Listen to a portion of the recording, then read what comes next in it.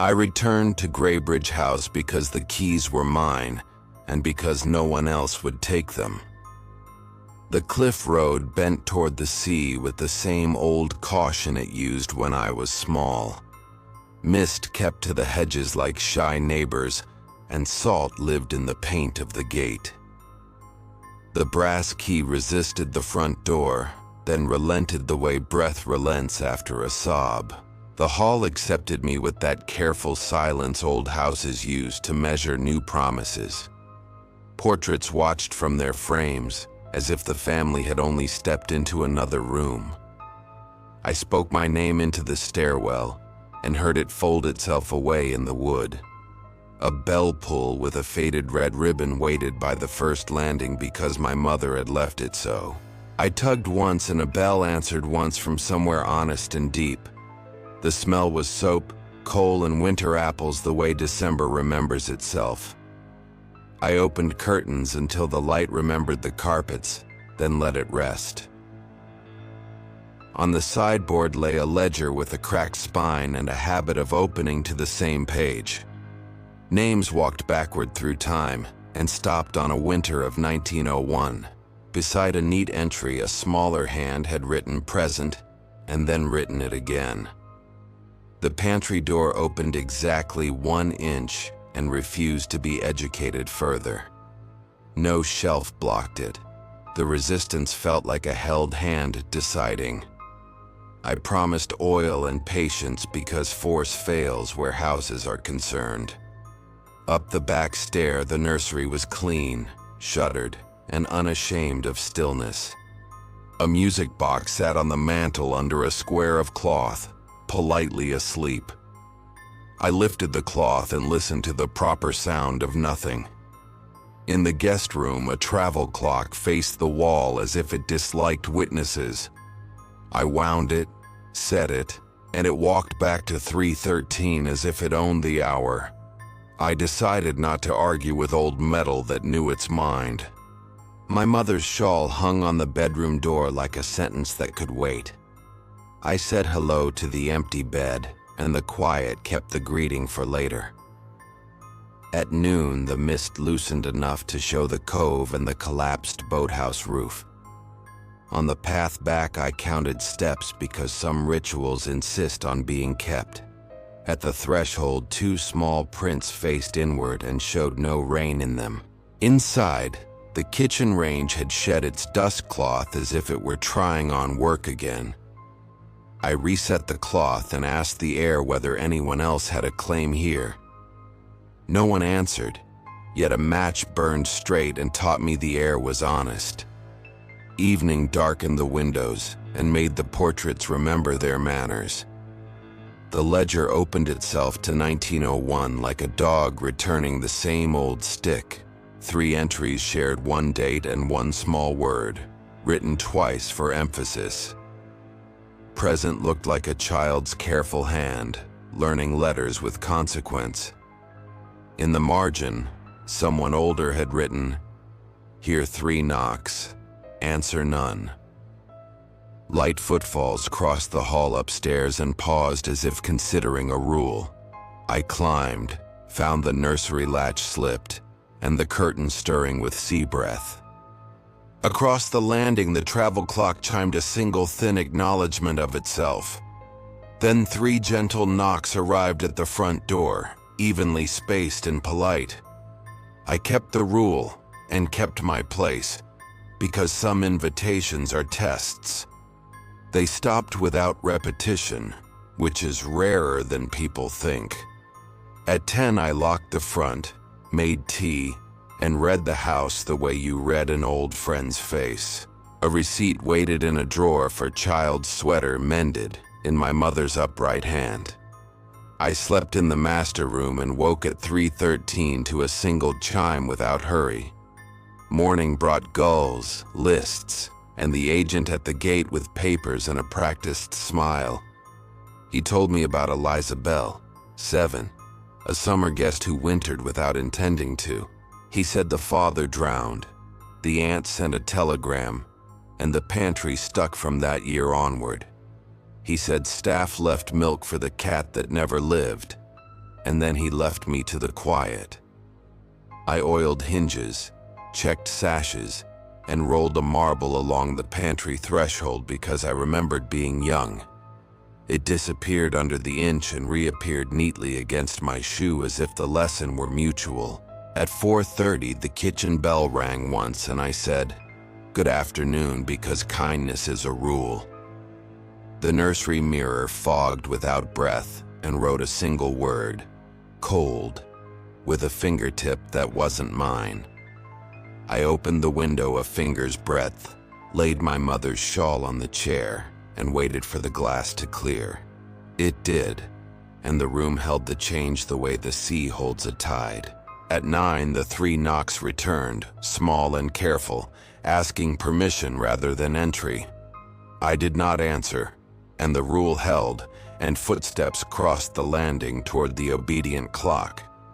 At 10, the bell rang once and I said, "Good night, Eliza," because names do work here. At 3:13, the clock owned its note again, and the house breathed evenly enough for sleep. By the second morning, the ledger had added today's date in a small hand too neat to be mine. Beside my surname, someone wrote keeper, as if the house could hire without asking me aloud. I agreed anyway, because my mother had agreed, and because the porch knew my weight. My sister arrived with groceries, questions, and the right coat for a coastal wind.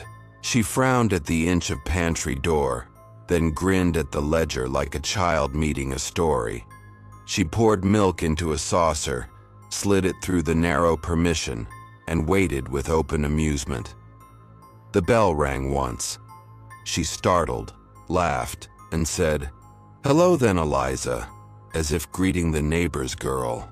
We cleared the landing, found a small sweater mended with exacting care, and set it on the nursery chair. The mirror fogged, then cleared, leaving a clean crescent where a small hand might have steadied itself. "Praise softly," the rules said, so we did, and the glass stayed honest. At dusk, my sister drove home before the fog persuaded the hedges to lean in. At 9, the knocks returned at the nursery door, steady and reasonable. I recited a rule to the empty hall and kept my place in the light. At 9:30, a 4th knock tried the latch late and wrong, and the stair cooled an inch in reply. I did not answer, and the house approved by refusing to be dramatic. At 10, the bell rang once, and I said, "Good night, Eliza," and meant the steadiness of it. The travel clock marked 3:13 with a single note, and I slept between rules the way children sleep between rails. In the study, I found 3 letters under the blotter because some drawers give up when spoken to gently. One thanked my mother for permitting the housekeeper's granddaughter to visit Eliza's cupboard one last time. One listed rules in a tidy hand I recognized from the ledger margins. Answer no knocks after sundown. Leave milk in the pantry until she tires of the game. No 3-legged chairs near the nursery.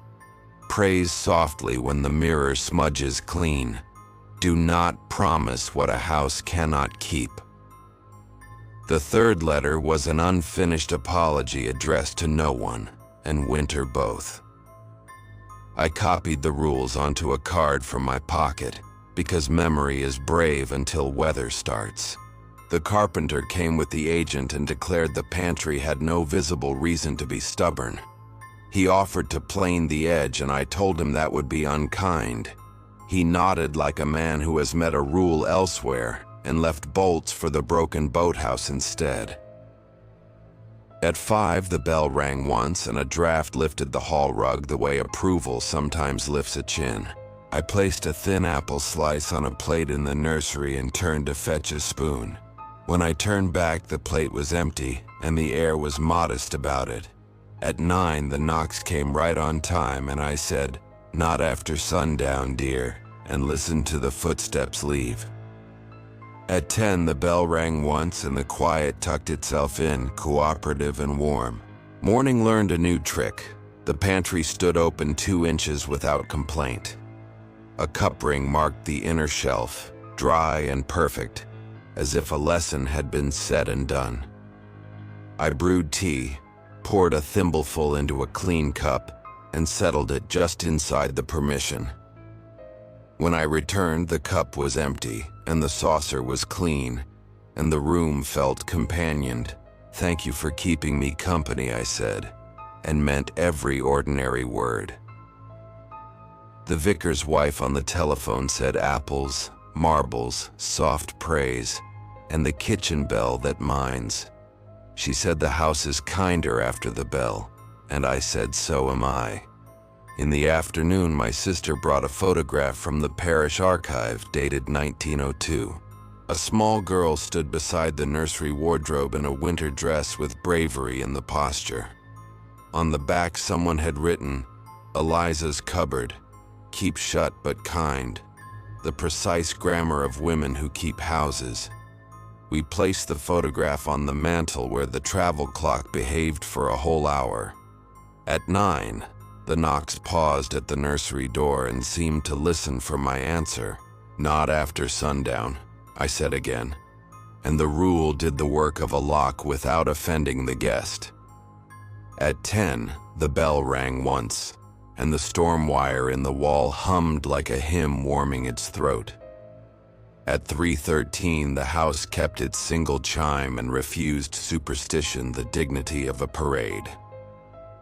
On the 7th day, the pantry widened a hand's breadth, and a button lay on the shelf like a kept promise. I set it by the folded sweater and said, "That looks right," and felt the room agree without boasting. The clocks in 3 rooms finally agreed with one another, as if peace can be measured in minutes. I wrote today's date and the word keeper again because jobs worth having require reapplying daily. When I praised the mirror for clearing on its own, the glass kept the compliment like a lesson completed. At 9, nothing knocked, and at 10 the bell rang once, and the house slept as if it had earned it. By morning, the pantry remembered to be shy and returned to its inch as if returning to duty. Some doors keep their work because jobs define them, and gratitude does not cancel vocation. I opened to the inch, said, "Good morning," and waited until a cool brush of air met my knuckles. Milk went in on a saucer and a crumb of bread, because hospitality should be simple and consistent. When I returned, the saucer was clean, and the air smelled faintly of apples and soap. The wardrobe key turned once from the inside and rested, a test of the lock and of my restraint. Rules protect everyone, so I left it locked and kind, and the room approved by warming a degree. The photograph on the mantel learned to catch the afternoon light in a way that made the dress look less heavy. The harbor green marble sat beside it and made a small sea in glass, and I let it. Outside, the sea did its old work with newer waves, and gulls narrated without poetry or malice. A neighbor at the gate asked after the house and tipped his cap to the eaves the way locals do. I said it was settling, and he said that is always the work, and we left each other with that. By 5, the bell rang once and I answered, "Well done," because praise shapes behavior in children and in rooms. In the nursery, the air lifted as if a small person had stood, considered, and sat again with better comfort. After supper, I stitched the stair runner and spoke to each creak as if it were a name. The house answered by holding still for the needle, which is all you can ask of old timber. Rain began with the manners of a guest who knocks, waits, and wipes their feet on the stone. At 9, a single soft knock sounded somewhere wrong, and did not repeat, because we had learned each other. "Not after sundown, dear," I said, and the floorboards agreed by refusing that old cold. At 10, the bell rang once and goodnight traveled the hall like a folded blanket. The travel clock at 3:13 offered a half chime and reconsidered, which is the beginning of a truce. Next day I walked the hedge path and left flowers at the church gate for no one in particular. Houses keep what we leave in them, so I try to leave ordinary kindness where it can root.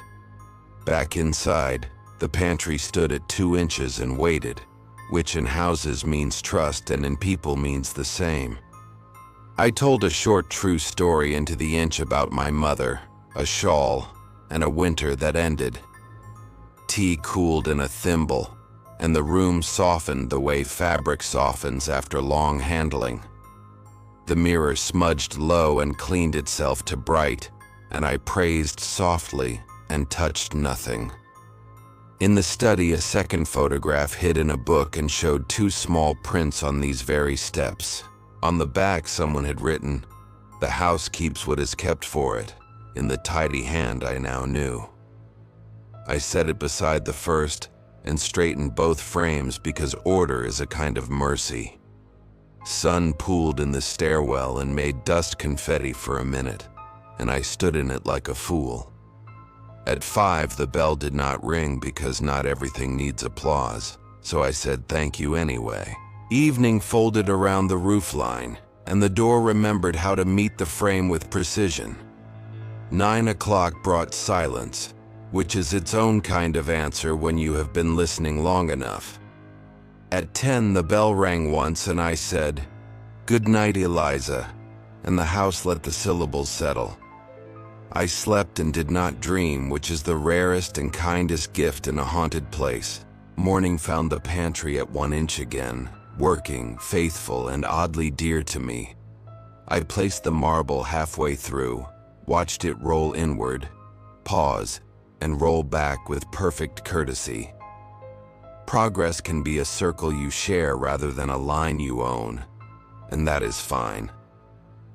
I copied the rules in a fair hand and left them in the study for whoever comes after us.